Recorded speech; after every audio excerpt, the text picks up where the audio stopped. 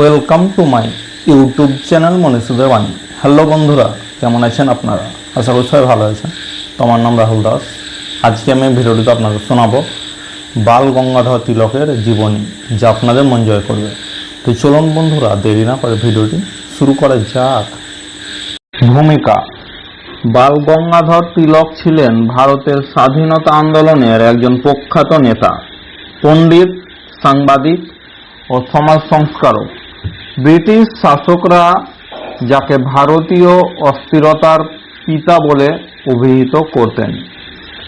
ভারতবাসী তাকে ভালোবেসে লোকমান্য উপাধিতে সম্মানিত করে। তিনি ভারতের জাতীয়তাবাদের প্রথম সারির নেতাদের একজন, যার চিন্তা, বক্তৃতা ও কলম দেশের জনগণের মনে সাহস ও জাগরণ সৃষ্টি করেছিল। জন্ম পরিচয়: বাল গঙ্গাধর তিলকের প্রকৃত নাম ছিল কেশব গঙ্গাধর তিলক। তিনি 1856 সালের 23 জুলাই মহারাষ্ট্রের রত্নগিরি অঞ্চলে এক মারাঠি ব্রাহ্মণ পরিবারে জন্মগ্রহণ করেন। তার বাবার নাম ছিল গঙ্গাধর রামচন্দ্র তিলক। তিনি ছিলেন একজন আদর্শবাদী শিক্ষক। তার বাবা শিক্ষকতার মাধ্যমে বেশি টাকা উপার্জন করতে চাইতেন না। তিনি মনে প্রাণে বিশ্বাস করতেন শিক্ষাগত একটি মহান পেশা। শিক্ষকরা এই দেশের প্রকৃত অভিভাবক। শিক্ষকতার মাধ্যমে উত্তর পুরুষের আবির্ভাব ঘটে। তিনি তার বাবার কাছ থেকে অনেক শিক্ষা অর্জন করেছিলেন। বাল গঙ্গাধর তিলকের শৈশবকাল: তিনি ছোটবেলা থেকে দেশাত্মবোধক চিন্তা ভাবনায় মগ্ন থাকতেন। পরাধীন ভারতের ব্রিটিশ শাসকদের সহ্য করতে পারতেন না। সেই কারণে তিনি খুব কম বয়সে দেশের স্বাধীনতার জন্য নিজেকে নিযুক্ত করেছিলেন।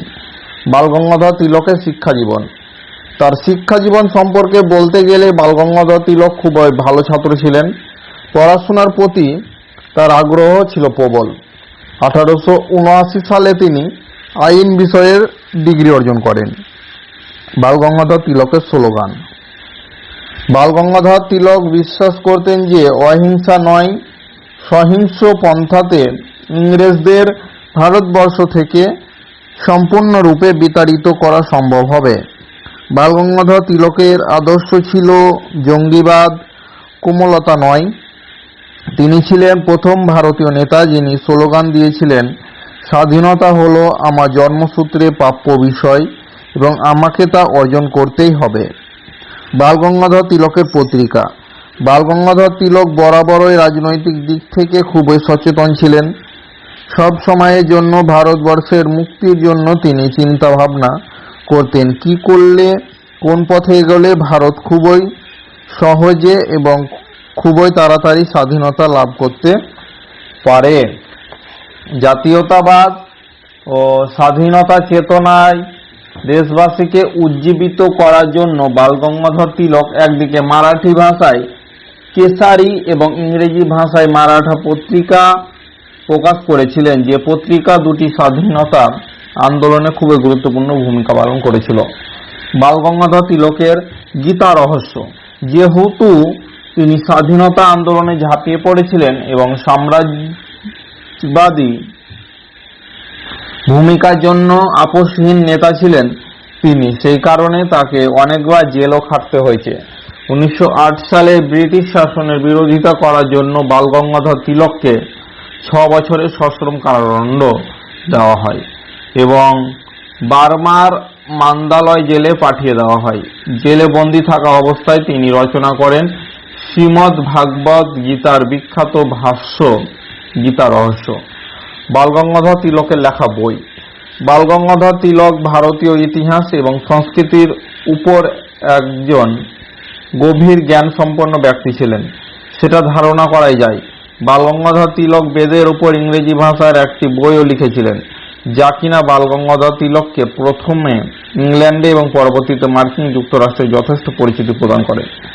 বঙ্গভঙ্গের বিরোধিতা করা বাল গঙ্গাধর তিলক: স্বাধীনতা আন্দোলনে তার ভূমিকা কতখানি তা আর নতুন করে বলার কিছু নেই। 1905 সালের লর্ড কার্জনের সিদ্ধান্ত অনুযায়ী বঙ্গভঙ্গের তিনি ঘোরতর বিরোধী ছিলেন।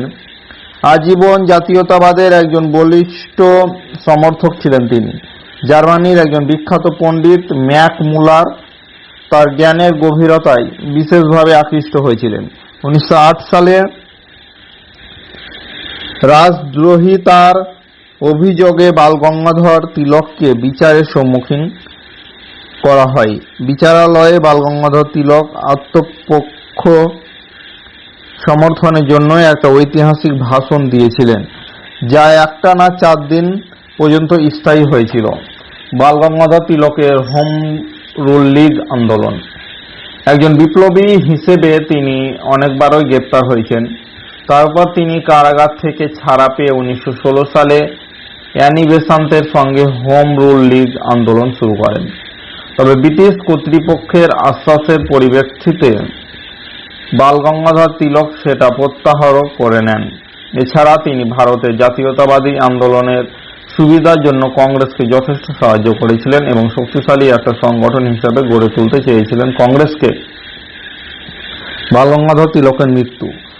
ভারতের স্বাধীনতা আন্দোলনে গুরুত্বপূর্ণ ভূমিকা পালন করা এই লোকমান্য তিলক 1920 সালের 1 আগস্ট 64 বছর বয়সে শেষ নিঃশ্বাস ত্যাগ করেন। সুবিখ্যাত মনীষী এবং রাজনৈতিক ব্যক্তিত্ব লোকমান্য তিলক এই পৃথিবীর মায়া ছেড়ে অমৃত লোকে যাত্রা করেন। তার মৃত্যুতে ভারতবাসী স্তব্ধ হয়ে গিয়েছিল।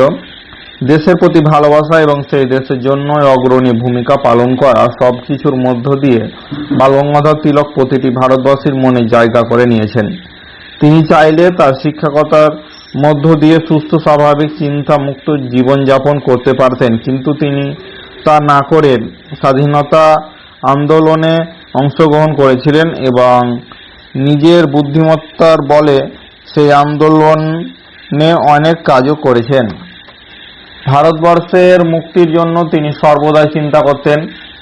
এমন একজন ব্যক্তিত্বের মৃত্যুতে শোকে বিহ্বল হয়ে পড়াটাই স্বাভাবিক, আর তাই তো তিনি লোকমান্য তিলক হিসেবে সমস্ত ভারতবাসীর কাছে অমর হয়ে রয়েছেন। ভিডিওটি যদি আপনাদের ভালো লেগে থাকে তাহলে ভিডিওটিতে লাইক কমেন্ট শেয়ার করবেন, আর এই ধরনের নতুন ভিডিও পেতে আমার চ্যানেলটা সাবস্ক্রাইব করতে একদম ভুলবেন না। দেখা হবে পরবর্তী কোনো ভিডিওতে। ভালো থাকবেন, সুস্থ থাকবেন। থ্যাংক ইউ, ধন্যবাদ।